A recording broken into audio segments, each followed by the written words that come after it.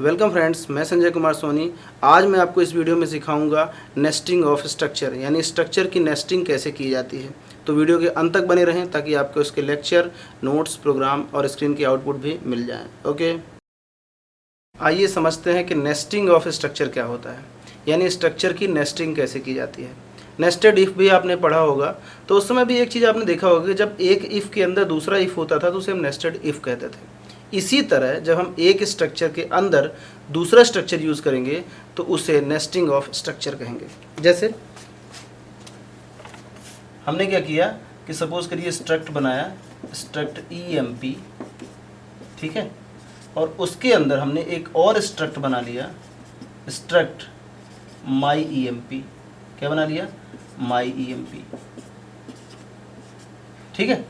तो जब कभी भी हम एक स्ट्रक्चर के अंदर दूसरा स्ट्रक्चर यूज करेंगे तो उसे बोला जाएगा नेस्टिंग ऑफ स्ट्रक्चर। क्या बोला जाएगा? Nesting of structure. ये हमने ले लिया इंट ID, और यहाँ पर सपोज करिए इंट माई ID ले लिया, या EID जो भी लेना, EID ले लिया, ठीक है ना। और इसे आप जब भी बनाएंगे इसके अंदर तो इस बात का ध्यान रखेंगे कि इसे भी टर्मिनेट करना है। जो आपने इनर वाला बनाया है, यानी हमारे पास दो स्ट्रक्चर हैं, एक ये आउटर स्ट्रक्चर है और एक ये इनर स्ट्रक्चर है। तो जब इनर स्ट्रक्चर बनाएंगे तो उसे भी करेंगे क्या? टर्मिनेट करेंगे। क्या करेंगे? टर्मिनेट। अब टर्मिनेट करते समय आप चाहें तो इसके लिए वेरिएबल भी बना सकते हैं और चाहें तो आप इसे ऐसे ही टर्मिनेट कर दें। वेरिएबल बना देने से बेनिफिट ये होगा कि हम इसे जब एक्सेस करेंगे तो वो हमारे लिए यूज़फुल होगा। तो जैसे मान लीजिए वेरिएबल बना दिया हमने, क्या? माई E, ठीक है, और ऊपर वाले का जो हमने बनाया वेरिएबल बना दिया E, ठीक है। तो जब कभी भी हम इसे एक्सेस करेंगे तो इसे अपर जो हमारा स्ट्रक्चर है और जो इनर स्ट्रक्चर है उसके वेरिएबल के थ्रू से एक्सेस कर लेंगे, ठीक है। इतनी चीज़ तो समझ में आना कि एक स्ट्रक्चर के अंदर दूसरा स्ट्रक्चर बनाना कहलाता है क्या? Nesting of structure. अब आप बोलोगे कि सर कोई और भी तरीका है जिससे हम नेस्टिंग कर सकते हैं स्ट्रक्चर की? यस भाई, कर सकते हैं। जैसे मान लीजिए कि हमारे पास सेपरेट स्ट्रक्चर है, स्ट्रक्ट EMP, और यहाँ पर इंट ID है, ठीक है, और इसको हमने सपोज करिए कि यहाँ पर टर्मिनेट कर दिया है, और अगेन एक स्ट्रक्ट बनाया माई EMP, और इसके अंदर भी ID ले लिया हमने, क्या?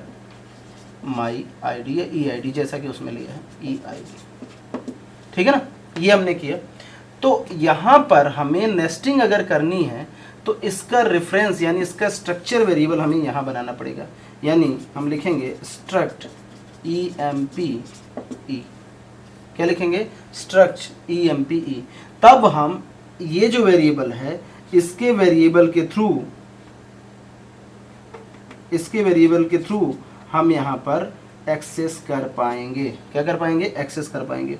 तो ध्यान दीजिएगा, हमें अगर नेस्टिंग करना है, नेस्टिंग का मतलब ये होता है कि एक स्ट्रक्चर दूसरे स्ट्रक्चर को अपने वेरिएबल के थ्रू उसे एक्सेस करने की कैपेबिलिटी रखता है, ठीक है। तो उसे क्या बोलते हैं? नेस्टिंग। यानी जब हमने ये बनाया होगा तो इसका मतलब ये हुआ होगा कि यहाँ पर एक स्ट्रक्चर बना होगा जिसका नाम EMP है, और इसके अंदर ही एक मेमोरी मिली होगी, किसको? माई EMP को। किसको? माई EMP को।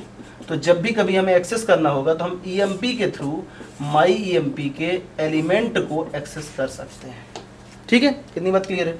इस केस में क्या हुआ है कि दो अलग अलग स्ट्रक्चर हैं, जिसका नाम एक का EMP है और एक का माई EMP है, ठीक है। हम इसके रेफरेंस के थ्रू इसके मेंबर को एक्सेस कर पा रहे हैं, ठीक है। तो ये दोनों अलग अलग कंसेप्ट हैं, लेकिन दोनों को नेस्टिंग ऑफ स्ट्रक्चर जैसा ही ट्रीट किया जाता है। अब बोलोगे सर ये दोनों अलग अलग हैं, दोनों का नाम क्या है? भाई दोनों का नाम ये है, इसे बोलते हैं क्या? सिंगल स्ट्रक्चर, या बोलते हैं सेपरेट स्ट्रक्चर,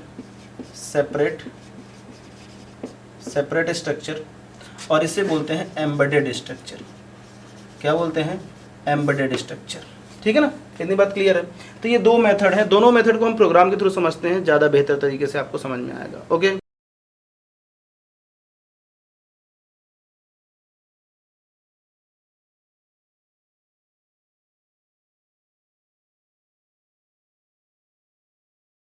चलिए समझते हैं। सपोज करिए हमने कोई एक स्ट्रक्चर बनाया, स्ट्रक्ट EMP, ठीक है, और यहाँ पर हमने आईडी ले लिया है, इंटीजर टाइप की एक आईडी ले ली है। ठीक है, एक स्ट्रक्चर और बनाते हैं, इसमें मैं सेपरेट वाला भी बात कर रहा हूँ, स्ट्रक्चर माई EMP। ठीक है, और यहाँ पर हमने लिया इंटीजर EID। क्या किया, EID ले लिया। अब ध्यान दीजिएगा, जब हम अलग अलग बनाते हैं तो इसका रेफरेंस यहाँ पास करते हैं, तो यहाँ पर हम रेफरेंस पास कर देते हैं स्ट्रक्ट EMPE। ठीक है, इसे कर दिया टर्मिनेट, इसे भी करना है हमें टर्मिनेट। ये दो स्ट्रक्चर बन गए हमारे पास, एक स्ट्रक्ट EMP और एक स्ट्रक्ट माई EMP। हमें क्या करना है, मेन फंक्शन में इसको एक्सेस करना है, तो void main। और ध्यान दीजिएगा, इसका तो बन चुका है इसके अंदर स्ट्रक्चर वेरिएबल, इसका नहीं बना हुआ है, तो इसको हम यहाँ बना लेते हैं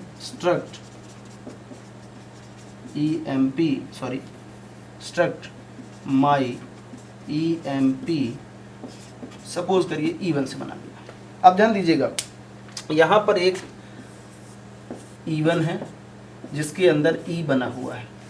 ठीक है, और यहाँ पर एक ID है, E के अंदर ID है।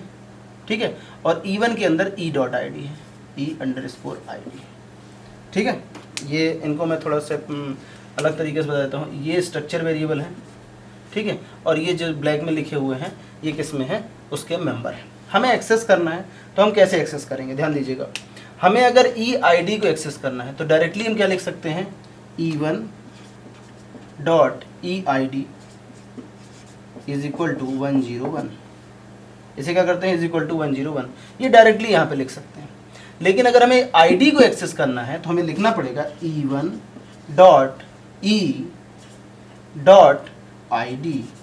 Is equal to 1001। सपोज करिए ऐसा। ठीक है, समझ गए ना आप नेस्टिंग यहाँ पे कैसे हो रही है। तो यहाँ पर हमें रेफरेंस जब हम पास करते हैं तो रेफरेंस से उस डेटा को एक्सेस होने लगता है। क्या होने लगता है, एक्सेस। हाँ, ये बात अलग है कि ये जो मटेरियल है ये आउटसाइड इसके बना हुआ है, यानी यहाँ कहीं बना होगा, ऐसे बना होगा, लेकिन ये एक्सेस इनसाइड होने लगता है। ठीक है, इतनी चीज़ क्लियर हो गया ना। इसका भी प्रोग्राम मैं आपको स्क्रीनशॉट के रूप में दे रहा हूँ, देख लीजिएगा, समझ लीजिए। कोई डाउट है तो कमेंट करके आप पूछ लीजिए।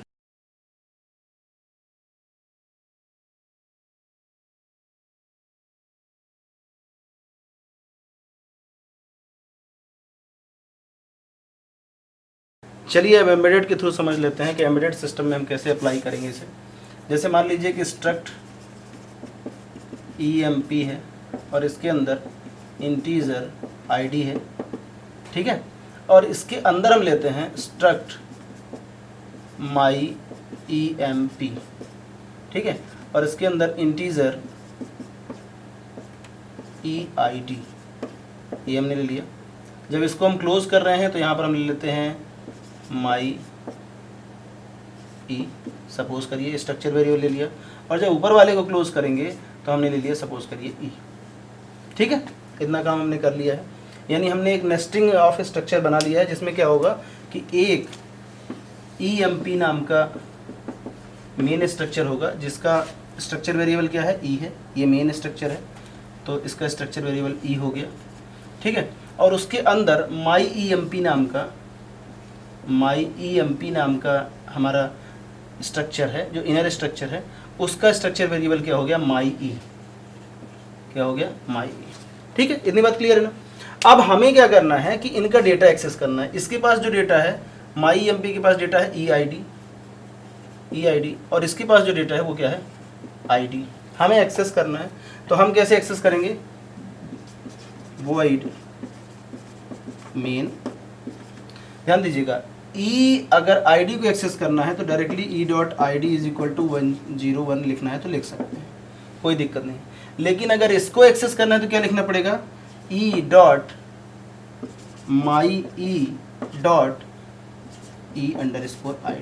और इसको 101 दे देंगे। ठीक है, इतनी बात समझ में आ रही है ना। तो आपने देखा कि हम जब भी नेस्टिंग ऑफ स्ट्रक्चर करते हैं तो नेस्टिंग ऑफ स्ट्रक्चर में दो बातों का ध्यान रखते हैं कि या तो हम उसे इनसाइड स्ट्रक्चर पहले से ही क्रिएट कर लेंगे, या तो अगर कोई आउटसाइड स्ट्रक्चर बना हुआ है तो उसे हम उसका रेफरेंस पास कर देंगे यहाँ पर। इसके अलावा हम उसके स्ट्रक्चर वेरिएबल से किसी के मेंबर को कैसे एक्सेस करते हैं, आई होप आपको ये भी समझ में आ गया होगा। ठीक है, तो अगर आपको लग रहा है कि इसके बाद भी कुछ डाउट है तो आप कमेंट करके पूछ लीजिए।